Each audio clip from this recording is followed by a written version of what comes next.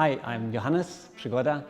I'm German, born in Berlin, but now I live in Paris and I'm a cellist. I play this beautiful instrument here. I studied music in Berlin, in Salzburg and in Paris, where I did my master's. And now I'm a freelancer, so I'm playing chamber music, I'm playing solo concerts, and yeah. One of the most asked questions I get is, how much do I practice? It's a very good question and very difficult to answer because it's every day different. I try to practice not less than 2 hours and up to 4 hours. I usually don't do more than 4 hours because I think I can't focus that well.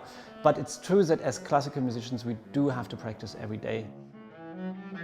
It's like in sports, when you're an athlete, you have to move your muscles, and I can feel right away when I don't practice that my muscles are getting weaker. Many people ask me if I listen only to classical music, and the short and easy answer is no, not at all. I listen to electronic music. I come from Berlin, and there we have a big club scene where we go out clubbing, dancing, this kind of stuff. So usually there they play electronic music, and I like that very much. Then we have rhythm, which is certainly very important in classical music, but also in electronic music. Otherwise you couldn't dance to it, right? That's what makes it danceable.